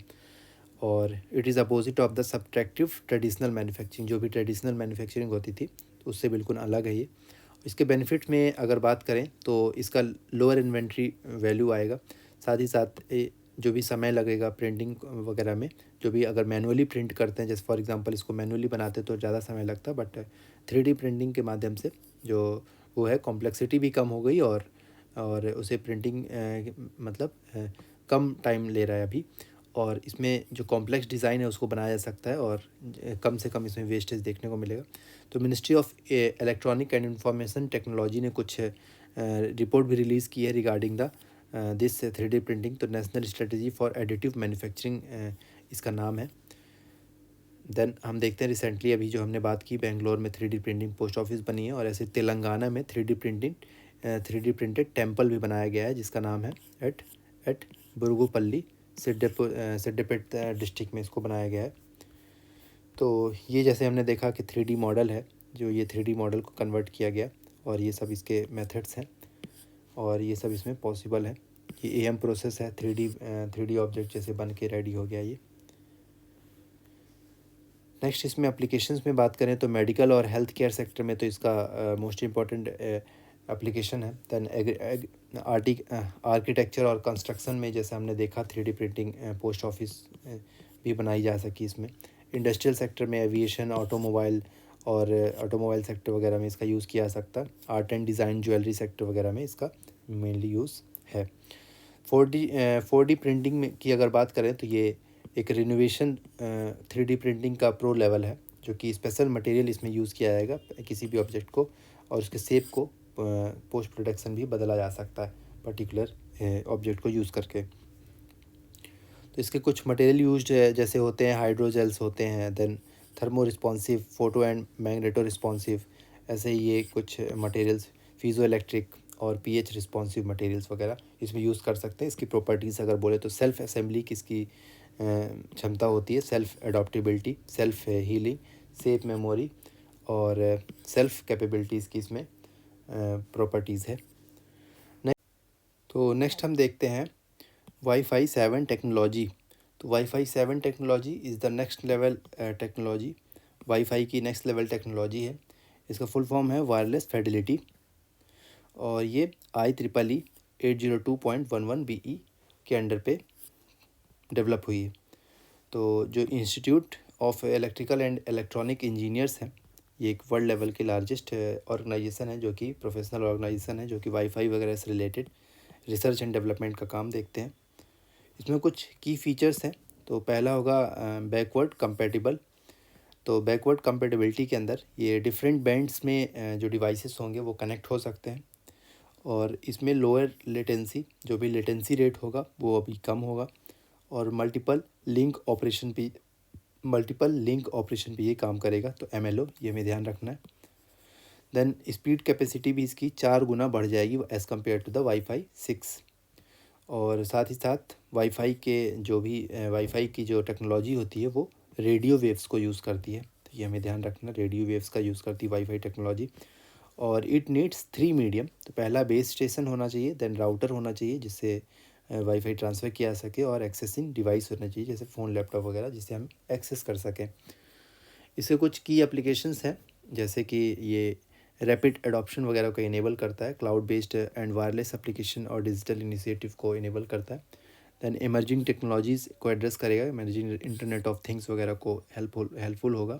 दैन टेली डायग्नोसिस और टेली सर्जरी वगैरह में काम आ सकता है। Then it enhance the experience in advance application facilitation वगैरह। तो ये सब चीज़ें हम इसमें देख सकते हैं। इसमें कुछ कंपैरिजन बता रखा है कि कैसे वाईफाई 6 और ये सब अलग अलग हैं। तो इसमें ये सारे एक नेक्स्ट जनरेशन वाईफाईज हैं जो कि हम देख रहे हैं। Wifi 7 is the latest generation wifi. तो पहले 600 Mbps तक की स्पीड वाईफाई 4 में यूज़ होती थी। इसे 2009 में इस्टेब्लिश किया गया था मीमो के अंदर में। इसी के अंदर पे मीमो इंट्रोड्यूस हुआ था, multiple input and output device. और देन वाईफाई 5 जो कि 7 GB पर सेकेंड तक का इसका स्पीड था, और ये जो बैंड्स हैं जैसे 2.4 और 5 गीगाहर्ट्ज़ की बैंड में काम करता है। वाईफाई 5 जो है 5 गीगाहर्ट्ज़ में, और वाईफाई 6 है जो 2.4 और 5 गीगाहर्ट्ज़ में काम करता है। वाईफाई 7 अगर बात करें तो मल्टीपल बैंड जैसे हमने बात किया था, तो 2.4 गीगाहर्ट्ज़, 5 गीगाहर्ट्ज़ और 6 गीगाहर्ट्ज़ में ये काम कर रहा है। और ये वाईफाई 6 को 2019 में इस्टेब्लिश किया गया था, और इसे 2024 तक में इसको प्रपोज्ड है कि वो लाया जाएगा वाईफाई 7 टेक्नोलॉजी को। और OFDMA जो कि orthogonal frequency divisible multiple access का इसमें फ़ीचर्स को इंट्रोड्यूस किया गया था, और इसमें MLO के फ़ीचर को इंट्रोड्यूस किया गया है, जो कि हमने यहाँ पे देखा मल्टी लिंक्ड ऑपरेशन को इसमें यूज़ किया गया। ठीक है, नेक्स्ट हम देखते हैं facial recognition technology. Facial recognition technology के अंदर मिनिस्ट्री ऑफ कम्युनिकेशन ने AI based facial recognition tool का यूज़ किया, डेवलप किया for the artificial intelligence and facial recognition powered solution for SIM subscriber verification, अस्त्र। तो दैट इज़ अस्त्र। तो अस्त्र हमें ध्यान रखना है, this is related to SIM. और अस्त्र अंडर संचार साथी इनिशिएटिव के अंदर में इसको लॉन्च किया गया। संचार साथी हम देखते हैं, तो संचार साथी अभी रिसेंटली न्यूज़ में था कि ये जो भी स्टोलन मोबाइल्स वगैरह हैं, जो भी आपके अगर मोबाइल चोरी हो गए हैं, तो उस केस में आप अपना मोबाइल को संचार साथी के अंदर रजिस्टर करके और अपना IMEI नंबर को प्रोवाइड करा के, और सिम जो भी उसमें लगी थी, इंस्टॉल्ड थी, उसका नंबर दे के संचार साथी ऐप के माध्यम से उस मोबाइल को पर्टिकुलर मोबाइल को ब्लॉक कर सकते हैं, और अगर आपको मोबाइल मिल जाता है तो उसे अनब्लॉक करवा सकते हैं। तो संचार साथी के अंदर अपने मोबाइल को तो सबसे पहले ब्लॉक करवा सकते हैं, और साथ ही साथ इसमें ऑटो ट्रेसिंग मेथड होगा, जिससे वो आपके मोबाइल को ट्रेस करने में हेल्पफुल होगा, और जो भी व्यक्ति चोरी करेगा वो मोबाइल को यूज़ नहीं कर पाएगा। So this initiative is the संचार साथी इनिशिएटिव। और इसी के अंदर पे अस्त्र भी अभी स्टार्ट किया गया है। ASTR that is artificial intelligence for and facial recognition powered solution for the telecom SIM. तो it is initiative to help the citizen to know the mobile connection वगैरह को, कि मोबाइल कनेक्शन जो भी इशू हुई है उनके नाम पे, और जो भी फ्रॉडुलेंट वगैरह है उसे वो रिपोर्ट कर सके, फ्रॉडुलेंट लाइक कि स्टोलन मोबाइल और ये सारी चीज़ें। ये डिपार्टमेंट ऑफ टेलीकम्युनिकेशन के अंदर आता है, और इसके साथ साथ CEIR भी काम करता है, central equipment identity register for blocking and stolen mobile और लॉस्ट मोबाइल, जो मैंने आपको पहले बताया। और साथ ही साथ इसमें आपका जो मोबाइल कनेक्शन है उसके बारे में जानना, आप जानकारी ले सकते हैं, रजिस्टर्ड मोबाइल किसके नाम पे रजिस्टर है, ये सारी चीज़ें। और टेफकॉप भी इसके अंदर काम करता है, telecom analytics for fraud management and consumer protection.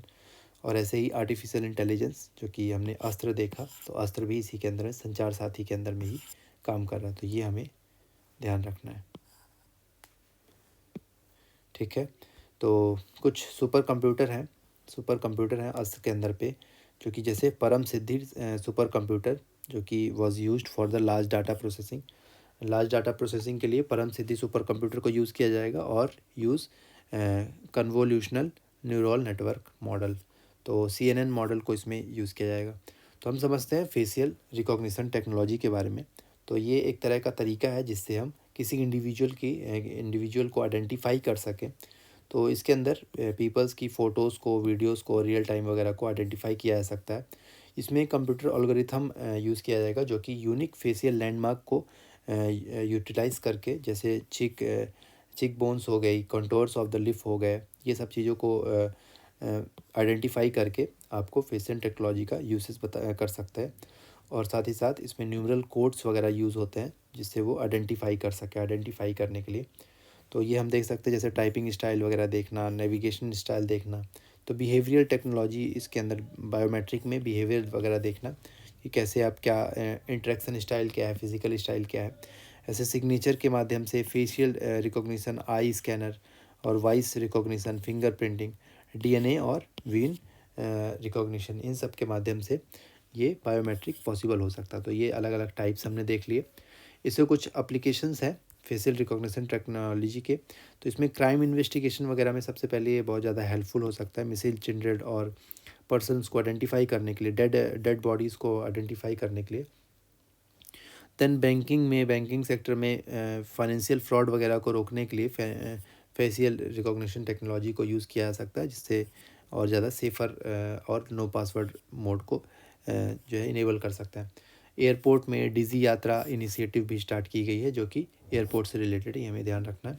और हेल्थ केयर में कि पेशेंट के रिकॉर्ड वगैरह को एक्सेस कर पाना, तो ये भी आर्टिफिशियल इसमें फेशियल रिकॉग्निशन टेक्नोलॉजी का यूज़ करके हम इसको भी जान सकते हैं।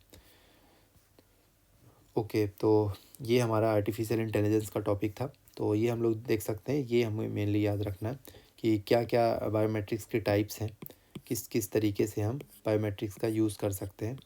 तो ये DNA और वीन रिकॉग्निशन भी इसके अंदर आता है। देन हम देखते हैं सुपर कंप्यूटर्स। तो सुपर कंप्यूटर, इंडिया का एक सुपर कंप्यूटर है, AI सुपर कंप्यूटर, जिसको हम एरावत जानते हैं, एरावत, जो कि रैंक 75 टॉप 500 सुपर कंप्यूटर्स में 75वीं रैंक लाया, इसलिए ये न्यूज़ में आ गया। Airavat is installed at the Poona में इंस्टॉल्ड है, CDAC में, जो कि centre for development of advance computing Pune में है, महाराष्ट्र में। तो वहाँ पे ये इंस्टॉल्ड है और India's largest and fastest AI super computer है ये। और ये NPAI के उसके अंडर पे इसको इंस्टॉल किया गया, national programme for artificial intelligence under ministry of MEITY, ministry of technology के अंदर पे इसको इम्प्लीमेंट किया गया था। देन हम समझते हैं सुपर कंप्यूटर के बारे में। तो सुपर कंप्यूटर एक हाई परफॉर्मेंस कंप्यूटिंग है, हाई परफॉर्मेंस कंप्यूटिंग सिस्टम है, जो कि एक एक्सेप्शनल प्रोसेसिंग पावर होती है इसके पास। और ये कंप्यूटेशनल कैपेसिटी में महारत, मतलब इसके अंदर मतलब काफ़ी पावरफुल कंप्यूटेशन होता है, इसके अंदर महारत होती है इस चीज़ की। तो इसलिए ये सुपर कंप्यूटर कहलाता है, सुपर कंप्यूटर। और it's performance is measured in flops, तो दैट इज़ फ्लोपिंग पॉइंट ऑपरेशन पर सेकंड। तो फ्लोटिंग पॉइंट ऑपरेशन पर सेकंड के उसमें इसको परफॉर्मेंस में, मतलब इसकी परफॉर्मेंस देखी जा सकती है। और instead of MIPS, MIPS is the for the normal computer basically. तो मिलियन इंस्ट्रक्शन पर सेकंड के उसमें नहीं देखते हैं इसको, फ्लॉप्स के उसमें देखते हैं। इसके मेन अगर हम 3 सुपर कंप्यूटर्स देखें एरावत के अलावा, तो एक होता है परम सिद्धि AI और प्रत्यूष और मिहिर। तो ये इंडिया के कुछ सुपर कंप्यूटर्स हैं। और इंडिया का पहला जो सुपर कंप्यूटर था परम 8000 था, जो कि 1991 में डेवलप किया गया था। और परम शिवाय जो कि पहला सुपर कंप्यूटर था, जो कि इंडिजिनसली इंडिया ने डेवलप किया था 2019 में under national super computer mission NSM के अंदर। ओके, तो नेशनल सुपर कंप्यूटर मिशन जो कि 2015 में डेवलप किया गया, मतलब 2015 में इसको लॉन्च किया गया। इसका काम है रिसर्च एंड डेवलपमेंट करना in the field of super computing grid वगैरह से रिलेटेड। और नेशनल नॉलेज नेटवर्क को इसी के अंदर पे आता है, नेशनल नॉलेज नेटवर्क, जो कि एक नेटवर्क है नेशनल सुपर कंप्यूटर ग्रिड का, जिसमें हम नॉलेज शेयरिंग वगैरह करते हैं और सुपर कंप्यूटर बनाने में हेल्पफुल होता है। और it is jointly steered by department of science and technology और ministry of electronics and information technology. तो मिनिस्ट्री ऑफ इलेक्ट्रॉनिक और इंफॉर्मेशन टेक्नोलॉजी के उसमें अंडर पे ही आता है। और जो भी हम ये देख रहे हैं नेशनल सुपर कंप्यूटर मिशंस, तो ये it is implemented by CDAC. CDAC इसका इम्प्लीमेंटिंग बॉडी है, और जो आईएससी है, that is Indian institute of science Bangalore, ये इसकी इम्प्लीमेंटिंग बॉडी है। दो बॉडी है, सीडैक और आईआईएससी, तो ये हमें ध्यान रखना है। इसे कुछ की एप्लीकेशंस हैं, ये आप लोग देख सकते हैं, एयर स्पेस वगैरह में यूज़, और एनर्जी एक्सप्लोरेशन में, डिफेंस में, हेल्थ एंड मेडिसिन में, वेदर फोरकास्टिंग के उसमें इसका यूज़ हो सकता है सुपर कंप्यूटर का। तो सुपर कंप्यूटर तो मल्टीटास्कर टाइप की सुपर कंप्यूटरिंग है, तो इसको हम मल्टीपल उसमें यूज़ कर सकते हैं, मल्टीपल एप्लीकेशंस हैं इसके। तो ये सब आप लोग देख सकते हैं। नेक्स्ट हम समझते हैं DIRV प्रोग्राम के बारे में। तो digital India RISC V microprocessor programme. तो DIRV प्रोग्राम जो कि ministry of electronics and information technology के अंदर पे आती है, और इसका जो मेन फंक्शन है, to enable the creation of next generation microprocessor. तो माइक्रो प्रोसेसर को नेक्स्ट जनरेशन माइक्रो प्रोसेसर्स को बनाने के लिए इसका मेन जो फंक्शन हम देखने को मिलेगा। और अगर हम रिस्क वी की बात करें तो that is reduced instruction set computer, RISC V. ये एक तरह का ओपन सोर्स इंस्ट्रक्शन है to develop a microprocessors वगैरह को डेवलप करने के लिए। अगर हम माइक्रो प्रोसेसर्स का यूजेस देखें, एप्लीकेशंस देखें, रिस्क और ये DIRV प्रोग्राम का यूसेस देखें, तो ये वेरिएबल अप्लायंस में यूज़ होता है, जैसे ईयरफोन्स वगैरह, स्मार्टफोन्स वगैरह हो गए, internet of things, high performance computing और डाटा सेंटर्स वगैरह, बहुत सारे एप्लीकेशंस हो सकते हैं। नेक्स्ट हम देखते हैं नेट न्यूट्रलिटी। तो इसमें नेट न्यूट्रलिटी का मतलब कि सभी के लिए इक्वली इंटरनेट अवेलेबल हो, इंटरनेट की सुविधा अवेलेबल हो बिना किसी डिस्क्रिमिनेशन के, दैट इज़ नेट न्यूट्रलिटी। तो it is an open equal internet for everyone regardless of device और एप्लीकेशन और द प्लेटफॉर्म यूज्ड और द कंटेंट कंज्यूम। तो सभी कॉरपोरेशन के साथ में ड्यूटी बनती है, और इंटरनेट सर्विस प्रोवाइडर्स की भी ड्यूटी बनती है कि वो इंटरनेट डाटा और यूज़र्स को इक्वली ट्रीट करें। और साथ ही साथ ट्राई ने एक फ्रेमवर्क भी जारी किया 2016 में, जो कि है provision of discriminatory tariff and data service से related to ensure the net neutrality. तो इसी से रिलेटेड है ये। तो ओवर द टॉप प्लेटफॉर्म के बारे में हम समझते हैं। ओवर द टॉप सर्विसेज जो भी हम अमेज़न प्राइम वगैरह में, हॉटस्टार वगैरह में ये सब देखते हैं, तो ये ओवर द टॉप प्लेटफॉर्म ही है, जो कि ओवर इंटरनेट हम देखते हैं बेसिकली। फॉर एग्ज़ाम्पल यूट्यूब वगैरह में भी जो भी डाटा हम एक्सेस करते हैं, तो ये सब ओवर द टॉप सर्विस है। तो ये मेनली कंटेंट प्रोवाइडर्स होते हैं। और साथ ही साथ ये दो तरह का है, दो group of over the top OTT service है, जो कि एक होगा OTT कम्युनिकेशन सर्विस, जैसे व्हाट्सएप वगैरह हो गया, टेलीग्राम वगैरह हो गया, और दूसरा हो गया OTT एप्लीकेशन सर्विस।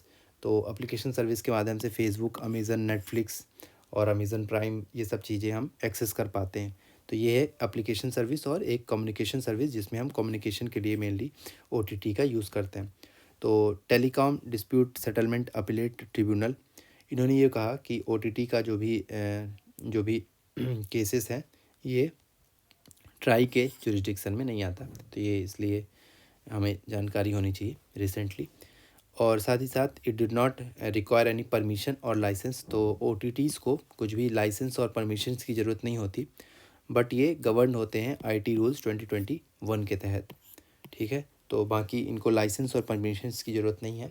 जैसे यूट्यूब वगैरह में और अमेज़न प्राइम वगैरह में हम वो देखते हैं, तो उनको कोई लाइसेंस का ऐसा सच ज़रूरत नहीं है। तो अभी ये रेगुलेटेड ऐसा सच नहीं होते, ये बल्कि इंफॉर्मेशन IT रूल्स 2021 के अंदर में गवर्न होते हैं।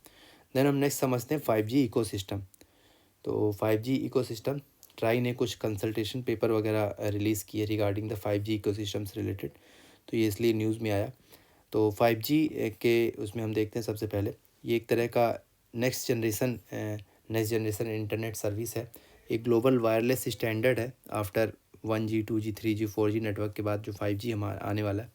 It deliver higher multi GPS, जो कि GB/s पीक डाटा स्पीड। तो इंटरनेट अल्ट्रा लोअर लेटेंसी, इसमें लेटेंसी बहुत कम रहेगी। लेटेंसी मतलब लेटनेस, जो भी बफरिंग होता है, तो ये बहुत कम रहेगी। और more reliability and massive network capacity, और increasing availability and uniform user experience को बढ़ाने के लिए ये 5G टेक्नोलॉजी का मेनली यूज़ हो सकता है। तो ये एक नेक्स्ट जनरेशन टेक्नोलॉजी है रिगार्डिंग द इंटरनेट। देन एक होता है प्राइवेट 5G, तो इसमें नाम में ही है प्राइवेट 5G। तो ये ओन पर्सनल यूज़ के लिए होता है मेनली। तो it is a captive non public network होता है CNPN, जो कि set up solely for the firms own use, and it is essentially a local area network जो कि 3GPP को यूज़ मतलब मेनली 3GPP टेक्नोलॉजी को यूज़ करता है। तो 3GPP क्या होता है? 3GPP एक ऐसी टेक्नोलॉजी है जो कि ऑर्गेनाइजेशन पार्टनर्स भी इसको बोलते हैं, ऑर्गेनाइजेशन पार्टनर्स। तो इसमें जो 7 main communication standard development organisations होते हैं वो इसको फॉलो अप करते हैं, और इसी के अंदर पे 3GPP स्टैंडर्ड्स बताती है 5G के लिए। तो 3GPP is defining standard for 5G के लिए 3GPP एक डिफाइनिंग स्टैंडर्ड होगा। तो कुछ एप्लीकेशंस हैं जैसे कि इन्हेंस्ड ग्रिड मैनेजमेंट और रोबोटिक सर्जरीज, ड्रोन्स वगैरह में इसका 5G का यूज़ किया जा सकता है, और मल्टीपल इसके एप्लीकेशंस हो सकते हैं जहाँ तक हम लोग सोच सकते हैं। और नेक्स्ट होगा इंटरनेट। ओवर द इंटरनेट में गवर्नमेंट के कुछ इनिशिएटिव हैं 5G इंटरनेट के लेकर। तो जैसे कि 5G टेस्ट बेड जो कि स्टार्टअप और MSME के लिए है। ऐसे ही है भारत नेट ये रूरल इंडिया को ऑप्टिकल फाइबर से कनेक्ट करने के लिए भारत नेट है। तो ये हमें ध्यान रखना है। तो ये ऐसे ही है फेडरेशन और 5G हाई लेवल फोरम, तो ये हमें ध्यान रखना है। नेक्स्ट है 6G। तो 6G is the successor of 5G। ये भी प्रो लेवल है, 5G का भी प्रो है। तो ये एक और ज़्यादा हायर फ्रिक्वेंसीज़ में काम करेगा, और ज़्यादा इसकी 1000 Gbps तक की स्पीड होगी, और इसकी 1 मिलीसेकंड तक की लेटेंसी हम देख सकते हैं। और ये डिपार्टमेंट ऑफ टेलीकम्युनिकेशन ने भारत 6G अलायंस भी अभी लॉन्च किया है, तो इसलिए ये न्यूज़ में रहा।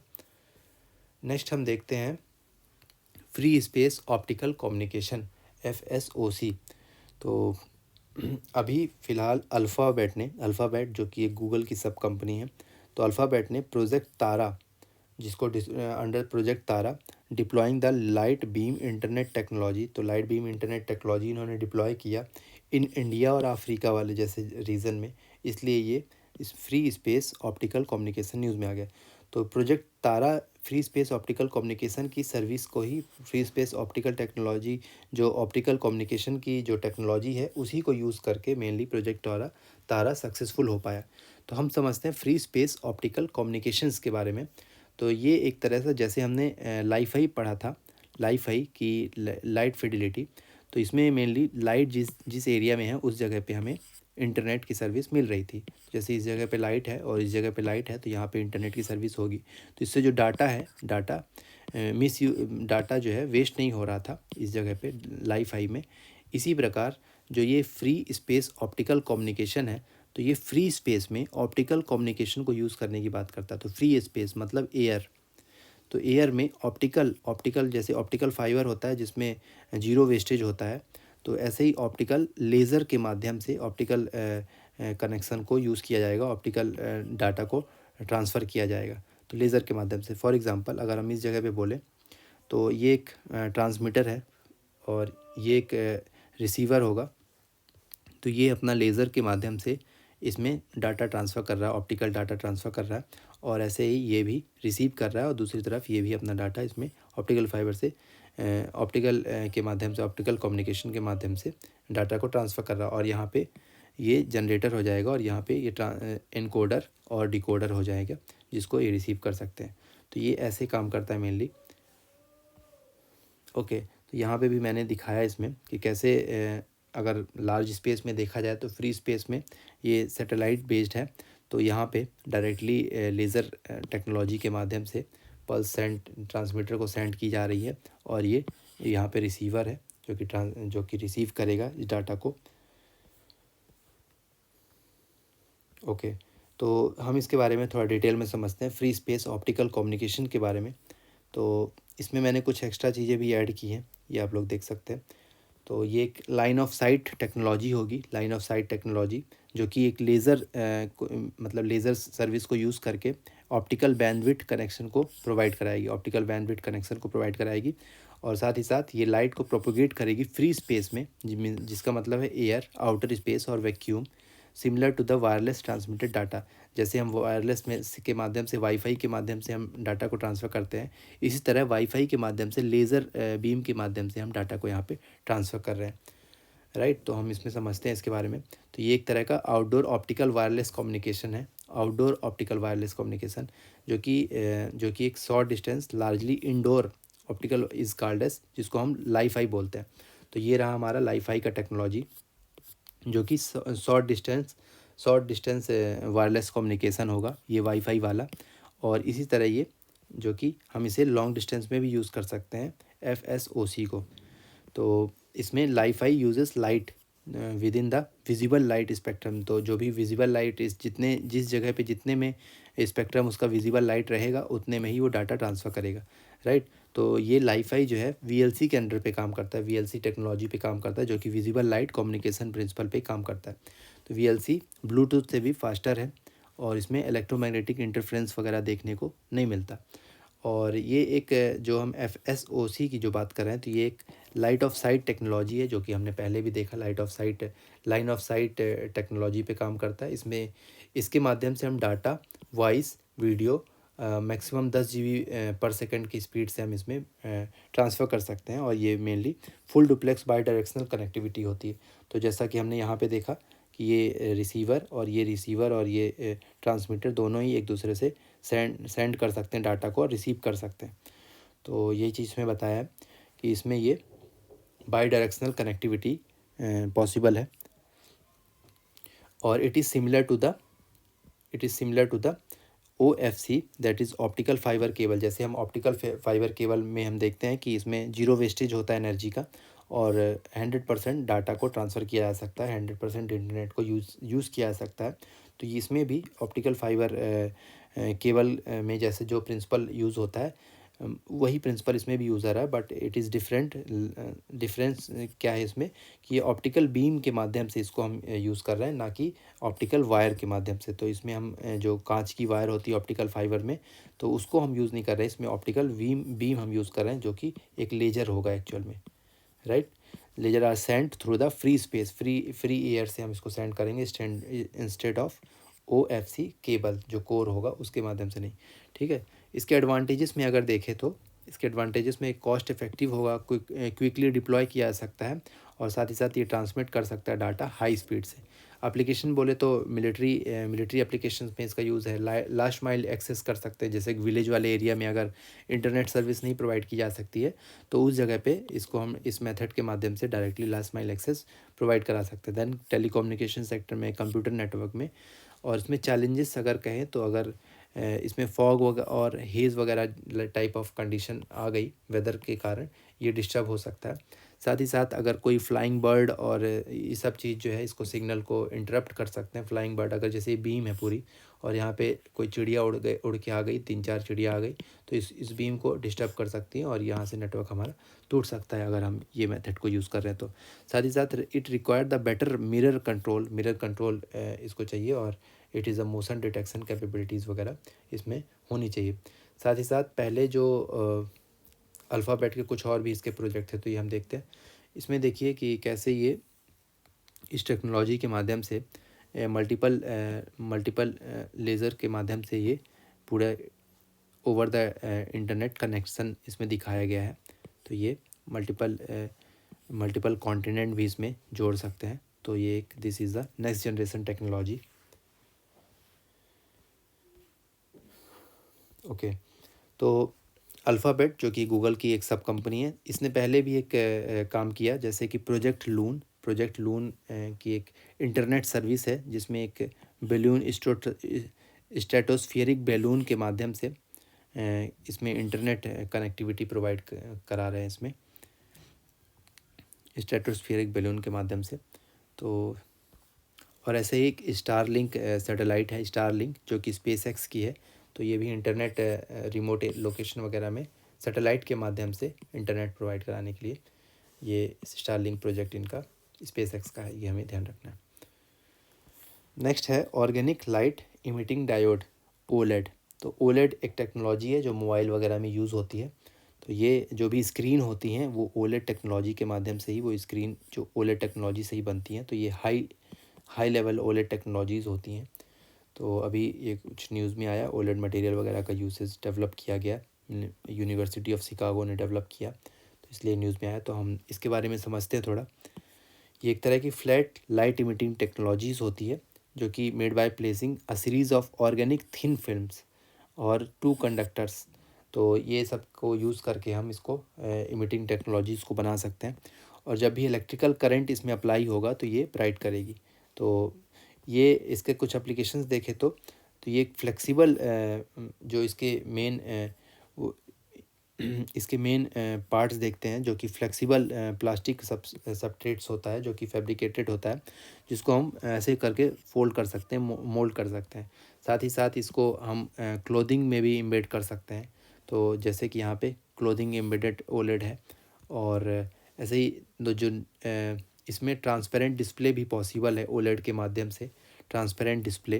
देन अमोलेड होता है एक अमोलेड, जो कि active matrix organic light emitting diode, और एक सुपर अमोलेड भी होता है जो कि एक डिस्प्ले टेक्नोलॉजी है मोबाइल डिवाइस और टेलीविज़न वगैरह में, जो अभी करंटली यूज़ हो रही है। ठीक है, तो अभी हम इसमें समझते हैं कुछ अंतर एलसीडी में, ओलेड में और एमलेड में। तो LCD is the LED display, और OLED is the self emission display, और एमलेड भी अगर बात करें तो ये भी सेल्फ इमिशन डिस्प्ले होता है। ओलेड एक ऑर्गेनिक लेड होती है, और ये MLED is the inorganic LED. Then इसकी जो ब्राइटनेस होती है कम होती है हल्की, और बाकियों की हाई होती है। और ओलेड की जो लाइफ स्पैन है ये थोड़ा कम होती है, क्योंकि ये हाई टेक्नोलॉजी होगी, और इसका जो रिस्पॉन्स टाइम है मीडियम होगा। ओके, तो नेक्स्ट हम देखते हैं कुछ other important news item related to computer system, और ये सबसे रिलेटेड आईटी एंड कंप्यूटर से रिलेटेड। तो एक होता है मेटावर्स, जो हमने पहले भी देखा था मेटावर्स। तो ये एक वर्चुअल रियलिटी स्पेस होगा, जो कि 3D enabled virtual reality space. तो ये एक तरह का मेटावर्स क्रिएट करता है। तो ये एक तरह का डिजिटल एक्सपीरियंस है, जो कि alternative to the replica of real world, तो रियल वर्ल्ड की तरह इसमें दिखाता है। तो ये एक हमने देखा वर्चुअल रियलिटी स्पेस। ये इसका जो बिल्डिंग ब्लॉक होगा 4 लेयर पे डिपेंड करता है, एक infrastructure level, then virtualisation engine level, और इंटरफेस एक्सेस लेयर, और user experience and use case layer. तो ये 3-4 इसके लेवल्स हैं, लेयर्स हैं, जिसके आधार पे ये मेटावर्स क्रिएट होता है। तो ये हमें ऐसे समझना है कि ये मेनली रियल वर्ल्ड की तरह रेप्लिकेट करके 3D इमेजेस को प्रोड्यूस करता है, 3D वर्चुअल रियलिटी इमेजेस को प्रोड्यूस करता है, जिससे हमें लगता है कि सामने वाला जो स्क्रीन में दिख रहा है वो 3D इमेज है। तो ये चीज़ें हमने देखा मेटावर्स के अंदर। देन हम देखते हैं भारोस। तो BharOS is Indian made operating system. तो इंडिया का इंडिजिनस मोबाइल ऑपरेटिंग सिस्टम है, जिसको आईआईटी मद्रास ने डेवलप किया, और ये department of science and technology के अंदर आता है। जो भी फंडिंग वगैरह थी डीएसटी ने देखा इसका। ये एक तरह का नो डिफ़ॉल्ट ऐप है, मीन्स आपके मोबाइल में ये बाय डिफ़ॉल्ट सेव नहीं रहेगा। फॉर एग्जांपल अगर हम मोबाइल ख़रीदते हैं तो इसमें कुछ गूगल के, और कुछ अगर एमआई का लेंगे तो एमआई कॉइन, ये सब चीज़ बाय डिफ़ॉल्ट ही कुछ ऐप्स इसमें सेव रहते हैं। अगर हम नॉर्मल मोबाइल लेते हैं तो उसमें यूट्यूब हो गया, और गूगल क्रोम हो गया, देन जीमेल वगैरह हो गया, तो ये सब कुछ बाय डिफ़ॉल्ट ऐप्स सेव रहते हैं उसमें। तो ये नो डिफ़ॉल्ट ऐप है, और इसको ज़रूरी नहीं है कि हम इसे यूज़ करें, उस ऐप को यूज़ करें। और साथ ही साथ it offers the native over the air NOTA update भी इसमें ऑफ़र होता है, कि मतलब ज़रूरी नहीं है कि इसे अपडेट किया ही जाए ओवर द टाइम। और it is the trusted app and the private app store service के इसमें ये ऑर्गेनाइजेशन स्पेसिफिक इसके अंदर हम देख सकते हैं। नेक्स्ट है subscriber identification module, SIM card. तो सिम कार्ड का फुल फॉर्म भी हमें पता लग गया, सब्सक्राइबर आइडेंटिफिकेशन मॉड्यूल, तो ये हमें ध्यान रखना है। तो सिम कार्ड है जो कि एक तरह की माइक्रोचिप होती है, और इसे जो भी आइडेंटिफाई मतलब सब्सक्राइबर होते हैं उसे आइडेंटिफाई करने में काम होता है। और साथ ही साथ ये मैंडेटरी है, अगर मोबाइल फ़ोन यूज़ करना है तो उसे कनेक्ट करना है, तो सिम कार्ड से हमें कनेक्ट करना होता है। ये हमें इसकी जानकारी तो है। साथ ही साथ ये जीएसएम स्टैंडर्ड पे काम करती है, और ये इन्फॉर्मेशन वगैरह भी स्टोर करने में सक्षम होती है। तो इसमें कुछ नंबर वगैरह, तो इसी से रिलेटेड एक न्यूज़ आइटम है जो कि ई सिम। तो अभी ई सिम की बात चल रही है। तो ई सिम जो कि एम्बेडेड सिम होगी, और ये एक पर्टिकुलर सिम होगी जो मोबाइल में प्री इंस्टॉल्ड होगी, और जो भी हम सिम कार्ड रख रहे हैं और उसका मोबाइल हम उसमें एम्बेड कर देंगे, जिससे हम उसमें हमें फिजिकल सिम लगाने की ज़रूरत नहीं होगी। तो it is just have the same hardware of the regular जो सिम कार्ड होता है वैसे ही काम करेगी ये। और it is a permanently embedded part of motherboard of watch और स्मार्टफोन वगैरह के जो वॉच वगैरह हैं उसमें उसको परमानेंटली एम्बेड कर दिया जाएगा और ये नॉर्मल सिम की तरह ही फंक्शन करेगी। तो that is the e SIM. और it allows the reprogramming and letting user switch, मतलब इसमें हम रीप्रोग्राम भी कर सकते हैं और दूसरी कंपनी में स्विच भी कर सकते हैं विदाउट हैविंग एनी, मतलब कोई भी सिम कार्ड को रिप्लेस किए हुए। और इसको 2012 में इस्टेब्लिश किया गया था और ये मल्टीपल सिम प्रोफाइल भी इसमें स्टोर हो सकती है। तो इसमें हम एक से अधिक नंबर भी एक ई सिम से यूज़ कर सकते हैं। तो ये एक प्री इंस्टॉल्ड मोबाइल में आएगी। तो ये एक तरह से नई टेक्नोलॉजी है। देन हम समझते हैं गेट कीपर। तो अभी 6 ऐसी बिग टेक कंपनीज़ हैं जिनको यूरोपियन यूनियन ने एज अ गेट कीपर माना है, उन्होंने गेट कीपर बोला है। जैसे कि एप्पल, अमेज़ॉन, अल्फ़ाबेट और ऐसे ही बाइटडांस, मेटा, माइक्रोसॉफ्ट। तो इन 6 कंपनीज़ को गेट कीपर कहा है यूरोपियन यूनियन ने, क्योंकि ये एक हाईएस्ट लेवल ऑफ स्क्रूटनी की इनको ज़रूरत होती है और ये हाईएस्ट लेवल ऑफ अपना जो यूज़र का डाटा होता है इनके पास सेव्ड रहता है और इसलिए इनको जो है हाईएस्ट लेवल ऑफ स्क्रूटनी की ज़रूरत है। और साथ ही साथ under the market act, digital market act के अंदर इनको हाईएस्ट लेवल ऑफ स्क्रूटनी मिली हुई है। तो इनको जो है स्क्रूटनी की जाएगी इसकी। ठीक है, नेक्स्ट हम देखते हैं माया ऑपरेटिंग सिस्टम। तो माया ऑपरेटिंग सिस्टम जो भी हमारे साइबर क्राइम्स और मालवेयर अटैक्स वगैरह हो रहे हैं तो इसके लिए मिनिस्ट्री ऑफ डिफेंस ने इसको प्रोजेक्ट किया और साथ ही साथ ये जो विंडोज़ ओएस होगा उसको रिप्लेस करेगी विथ माया ओएस के साथ। तो मिनिस्ट्री ऑफ डिफेंस अभी जो है विंडोज़ ओएस को रिप्लेस करके माया ओएस को यूज़ करेगी। और ये एक तरह का ओपन सोर्स प्लेटफॉर्म है उबुंटू का, जो कि उबुंटू पे बेस्ड है और everyone has the freedom to edit. इसके अंदर जो है सभी को जो है एडिट करने का फ्रीडम है, मॉडिफाई करने का, रीयूज़ करने का। जो भी हम ओपन सोर्स कोड यूज़ कर रहे हैं उसको हम मॉडिफाई, एडिट और रीयूज़ कर सकते हैं। It is a and point detection and protection system, जो कि चक्रव्यूह है। चक्रव्यूह मतलब इसके अंदर एंड पॉइंट डिटेक्शन और प्रोटेक्शन सिस्टम एम्बेडेड है, इनेबल्ड है, जो कि हम जिसे चक्रव्यूह के नाम से जानते हैं। नेक्स्ट हम समझते हैं वायरलेस वाइब्रेशन सेंसर। तो वायरलेस वाइब्रेशन सेंसर जो है इजराइल की डिफेंस फोर्स ने इसको इस्टेब्लिश किया, जो कि अंडरग्राउंड जो टनल्स हैं उनको आइडेंटिफाई करने के लिए है। और ये मेनली जो वायरलेस वाइब्रेशंस हैं जो कि सेंड करेंगे data to your system with the internet of things technology के माध्यम से, इनके हेल्प से डाटा वगैरह सेंड करेंगे और इससे हमें टनल्स वगैरह का पता लग जाएगा वाइब्रेशन के माध्यम से। It captures the vibration data, जो भी वाइब्रेशन डाटा को कैप्चर करेगा। और सेंसिंग कंपोनेंट लाइक एसेलेरोमीटर के माध्यम से, जो भी एसेलेरोमीटर्स होंगे उसके माध्यम से वाइब्रेशन डाटा को कैप्चर करेगा और इससे हमें जो भी टनल्स वगैरह होंगे वो पता लग जाएंगे। तो एसेलेरोमीटर के बारे में हम समझते हैं। एसेलेरोमीटर के कुछ एप्लीकेशंस हैं। फॉर एग्जांपल, जब भी कार क्रैश करती है तो हमारा जो एयरबैग्स अपने आप डिप्लॉय हो जाता है, खुल जाता है, तो वो एसेलेरोमीटर के कारण ही होता है। ऐसे ही detection of accidental free fall of laptop वगैरह, तो जब भी लैपटॉप हमारा गिरता है तो वो इमीडिएटली टर्न ऑफ हो जाता है जिससे वो हार्ड ड्राइव को प्रोटेक्ट कर सके। तो ये इट इज़ अ एसेलेरोमीटर के कारण ये पॉसिबल हो पाता है। ऐसे ही जो स्मार्टफोन अगर हमारे टिल्ट होता है तो उसको डिटेक्ट करने के लिए एसेलेरोमीटर यूज़ होता है, जिससे वो जब भी हम अपना स्मार्टफोन को टिल्ट करें, रोटेट करें, तो ऑटोमेटिक डिस्प्ले पोर्ट्रेट मोड में और लैंडस्केप मोड में चली जाती है। तो दिस इज़ बिकॉज ऑफ एसेलेरोमीटर। तो ये एक तरह का ये डिटेक्शन मेथड है कि हमारा ये इन सब में इसका एप्लीकेशन हम यूज़ कर सकते हैं। तो फ्रेंड्स, ये आईटी एंड कंप्यूटर वाला टॉपिक हमने कवर कर लिया। नेक्स्ट होगा जो कि स्पेस एंड टेक्नोलॉजी, इसको हम नेक्स्ट लेक्चर में कवर करेंगे। और आप लोग बने रहिए M I S P C S channel के साथ और लाइक कीजिए चैनल को, लाइक कीजिए इस वीडियो को, शेयर कीजिए इस चैनल को, सब्सक्राइब कीजिए और साथ ही साथ अपने फ्रेंड्स के साथ शेयर कीजिए। और जो बेस्ट पार्ट आपको लगा उसे कमेंट कीजिए और साथ ही साथ जो भी आपको फीडबैक देना है प्लीज़ आप फीडबैक ज़रूर दीजिए। Okay, thank you.